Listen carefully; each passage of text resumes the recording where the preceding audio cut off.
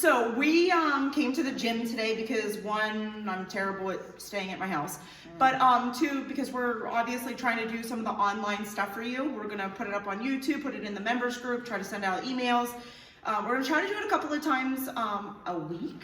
So hopefully this is stuff that you can do at home.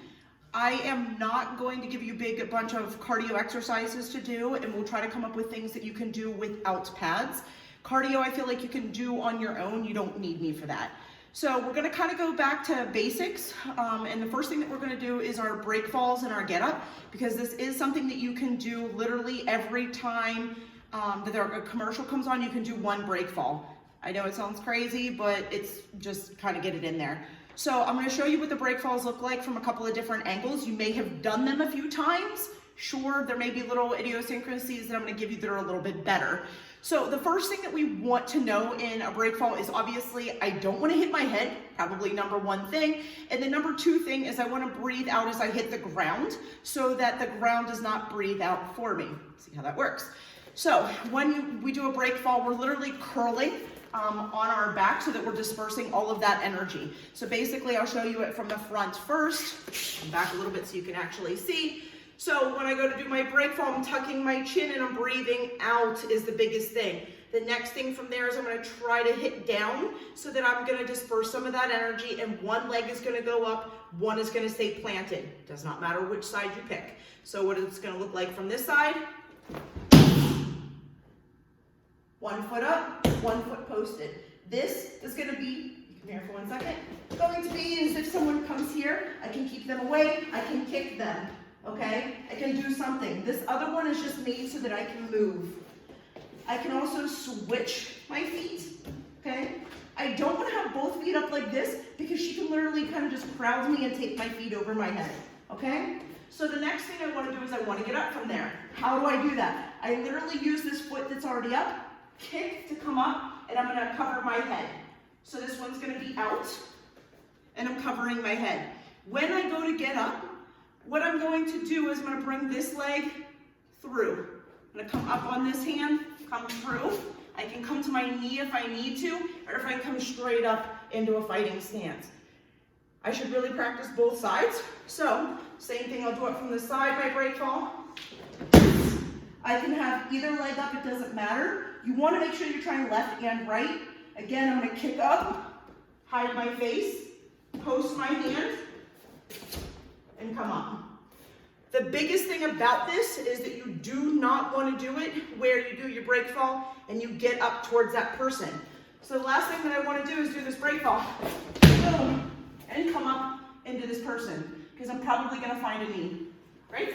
And as we say all the time with elbows and knees, if you're looking for them, you'll find them, right? So I come up. If I still don't have enough room, I can kick. If she still comes forward, I can still come back into a fighting stance. It's not great, but it's better than taking a knee to the forehead. My personal opinion, right? So boom, I come up and I want to scoop back if I need to, right? Hand can come up. If I need to come to my knee first, that's fine. I need to keep my eyes on my opponent each time, okay? So that's, okay, go. Okay, so the next thing we're going to go over are our fighting stances, well, our stances. We have 4 different stances that we use. Back up so I can see. So, see myself. So, passive stance is the first stance we use, and we're just kind of standing at rest. So, to get from this stance to our next stance, you want to do it with me? Okay. Next stance is going to be our fence. So, in order to get into fence, we take a step forward, never backward, with our left leg, hands up, and facing outward. About yay distance away from your face. You don't want them too close, you don't want them too far away, because you definitely don't want somebody to push them into your own face. So, right back here, forward. And then we want to get into our fighting stance, chin down, and fists. And then our ground stance, break, fall backwards. Good, 1 foot up, ready to move around. All right, guys, so for the next one that we're going to do is we're going to do just our jab cross. So Ed's going to show you to you. He's in his good fighting stance. What you'll see here is he's evenly dispersed on both legs. His back leg here is a little bit bladed at a 45-degree angle. This one's facing towards his opponent. His head is down, right, to protect his buttons. Hands are up by his face, making a good fist. Close down, right, and thumb out. When he goes to do his jab, he's going to take a slight step so that he can just change his center of gravity there. He's going to throw his arm straight out, and at the last second, his hand or his shoulder is going to come up by his face to protect all of his buttons. His hand has to come right back just as fast as it went out there. The reason that he wants to bring it back just as fast as when it went out is because the best time to hit somebody is when they're hitting you. So when he throws that hand out and leaves it out there, there's still stuff that people can be hitting here, okay? He's leaving himself open. When he goes to throw his cross, he's gonna turn his hip over and drive straight through like he's running off of a running block, okay? So your lead hand, your lead leg are both going to be for speed because they're closer to your opponent. The ones in the back are going to be your right or your dominant hand. For most of us, it's our right leg, our right hand is going to be for power because there's more torque that's going to be coming through. So when you watch him do his jab cross, jab goes straight out, back, and then his cross. So he's not leaving his jab out there before the cross is thrown out. It comes right back to his face, jab comes out, back to his face, cross out, and right back. Okay? So there are a couple of things that are associated with this. We have been told before that we do the 3 points to a knockout punch are surprise, location, and force. Meaning I have to throw some force behind it. I have to hit him in a good spot, right? And it's even better if I can surprise him. But the other two things that I want you to notice is the acceleration in which that goes out, the speed, and the snap on the end of it. So when Ed goes to throw his punch, there's a snap on the end of it. How does he get that snap? It's a great question. That's because he's loose the whole way until he throws it out, loose, loose, loose, hard, and back. So it's only hard at the time he needs to. If he's hard the entire time and is pulling this out, he's using this muscle on top, right, and this muscle on the bottom. They are two contradicting muscles, meaning one throws your arm out, one brings your arm back. So if you're hard the entire time, all you're doing is you're actually fighting yourself. So again, Ed's going to show you just a couple jab crosses. And if you hear him, you'll hear that he's making noise. Each time when he makes noise, it's at the time that he's hitting something. That's also going to make his abs strong and mean he's going to use his whole body through his punches, not just his arms. And that's the jab cross. All right, guys, so next I'm going to show you your hook punch. Well, Ed's going to show it to you, I should say. So what we're looking for in a hook punch is this is going to be closer than it's going to be for a jab. The reason being is because obviously Ed's arm's this long. If he bends it in half, it's not that long anymore, which means that if he's punching me here and he now wants to punch me with the hook, he needs to take a damn step. Amazing, right? So the big difference between the jab and the hook is going to be your distance, right? So I'm gonna have to take a step. So when he does his hook, it's gonna be parallel, okay? He's not throwing it from back here. It's gonna go straight from here, almost like he's gonna try to hit himself in the face with his shoulder. This is gonna be parallel to the ground. Parallel, yeah, not perpendicular. Parallel to the ground. His punch choice can be two things. He's still gonna be punching with these first two knuckles. He wants this to be straight so that he's using his entire bone structure and not just his wrist, okay? He can either be like this or like this. This is usually the boxing one. This is usually Muay Thai, most Krav people. If this is new to you, try this. I will tell you, it is best that when you go to throw this, that most people will almost overcompensate because very often you're gonna be punching like this with your elbow down and you're gonna hurt your wrist, okay? So get used to them first. So he's gonna show you a couple of them, right?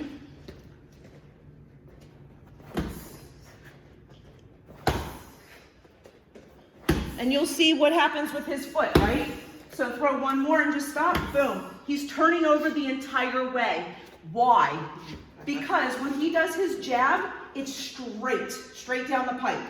When he's doing a hook, he's using torque. There are only two types of force, right, for our punches, and that's gonna be drive and torque, okay? So again, drive is gonna be straight down the pipe. Torque is gonna be turning and he's gonna turn his left foot over the whole way, almost like he's gonna squash a bug, okay? So watch him do just a couple more.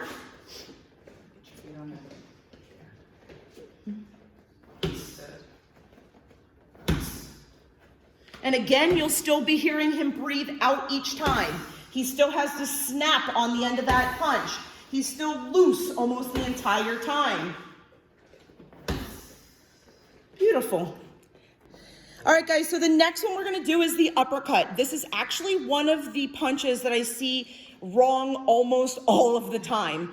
So the reason that I see this is because we get a lot of the like to the moon Alice. I don't care if you're too young and don't know that. But you'll get a lot of people, will you just put one of your hands like this, that will do this big like hooking thing. I can't even do it wrong.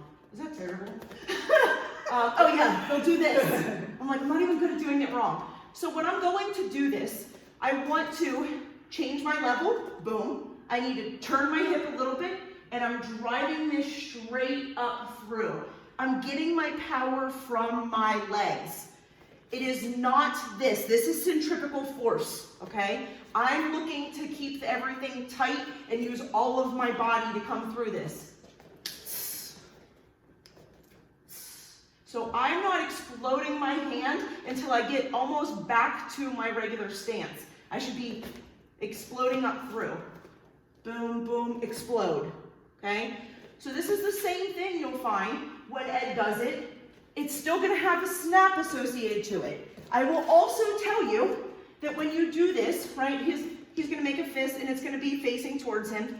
When people hurt their wrists doing this, it's almost always because it's wrong. Because most people will try to have it out here instead of getting their weight behind it back here. You're trying to drive it up through. Where am I looking to hit this person? Right, I'm looking to snap their head back. I need to be close. It is what it is, okay? So he's gonna show you a couple of these, okay? He's gonna drop his weight. Yeah, you got it. Beautiful. And you'll still hear the same thing. You'll hear the noise each time. Watch his foot. It comes straight up and drive up like he did with his crosses, right? Same thing. And he gets right back into his stance each time, right? Good. You try the other side for me.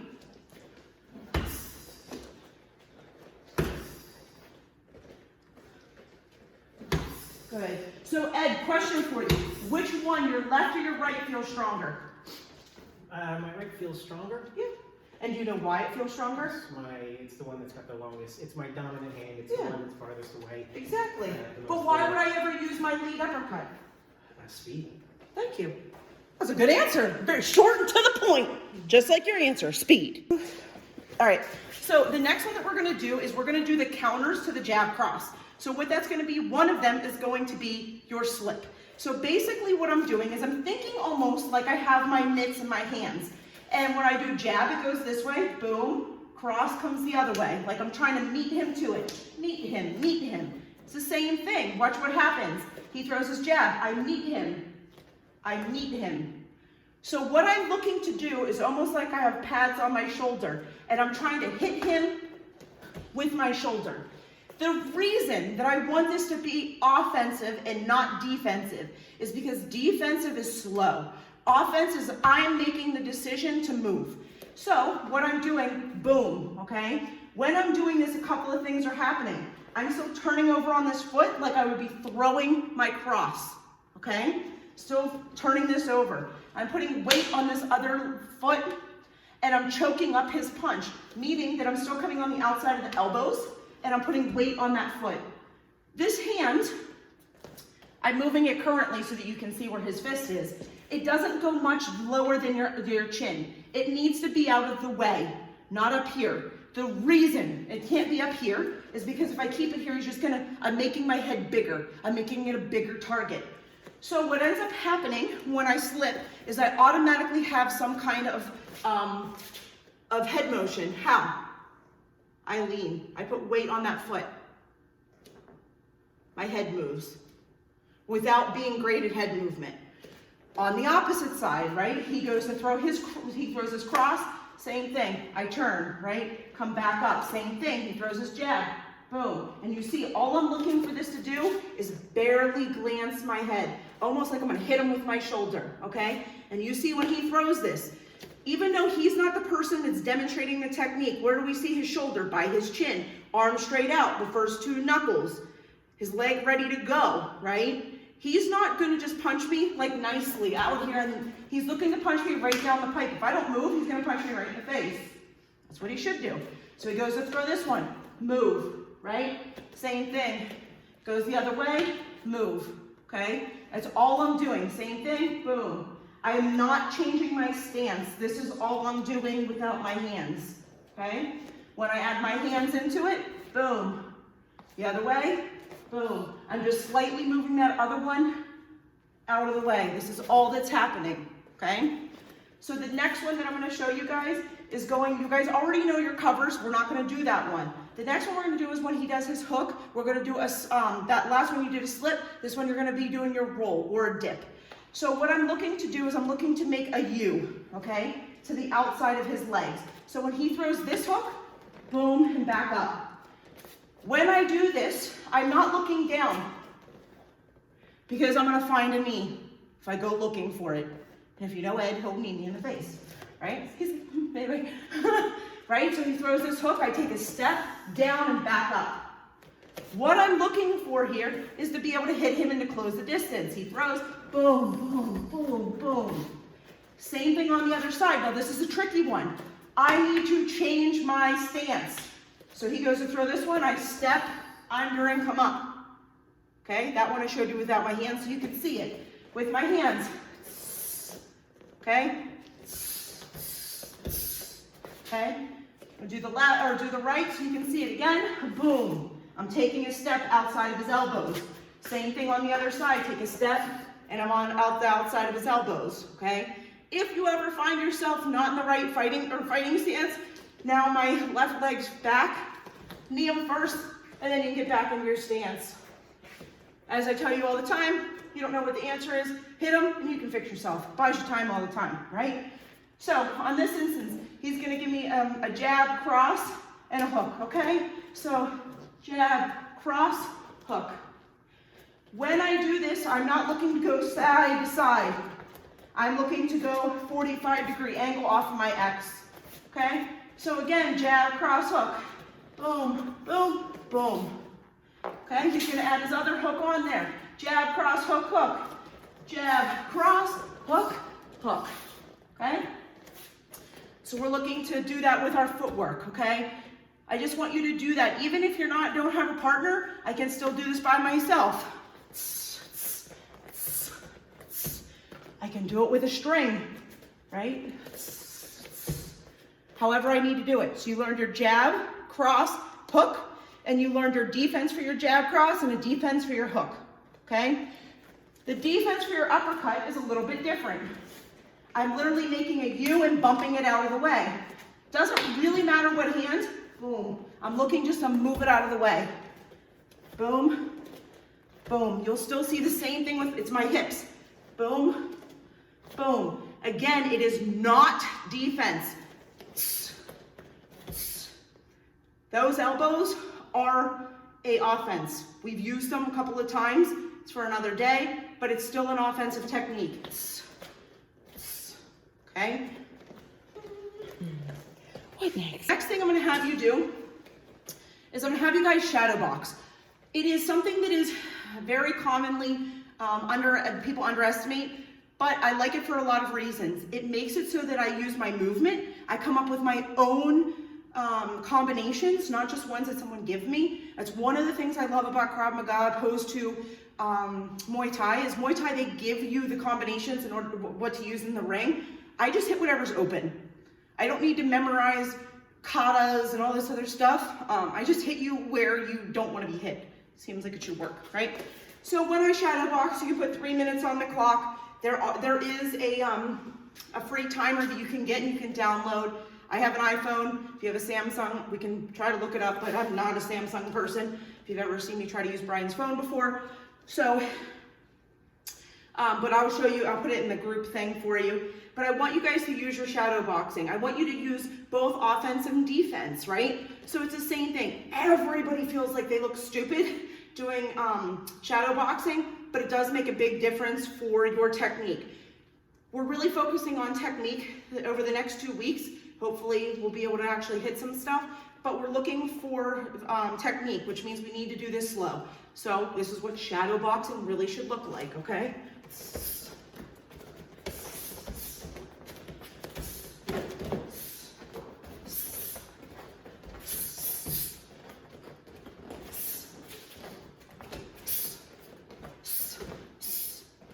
You should be using all of the techniques that you know. You can do any of them. Roundhouses, teeps, knee, right? Any of the things that you know you should be able to do.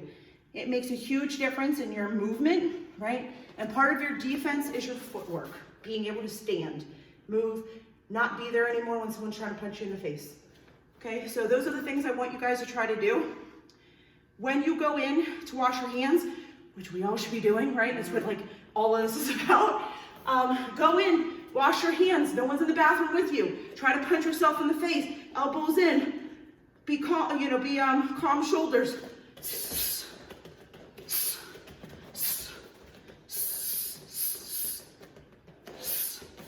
You're in there washing your hands anyway. You can do it for 10 seconds. No one will even know you're doing it, right? When you go to get up during a commercial, do one break fall, do one get up, do it correctly, move around on the ground a little bit, 1 foot up, 1 foot posted so you can move. These all are basic things, but they're so important. If you don't believe it, I'll give you one of the UFC fights that the guy got knocked out getting up incorrectly. Ironically, I worked out with him the week prior. Kind of felt bad about it. I was like, yeah, we probably a crowd person kind of told him how to get up. If you guys have any questions, you guys can comment, email, put it in the members group, whatever, or ask one of your coaches. That's what they're here for. Okay, guys?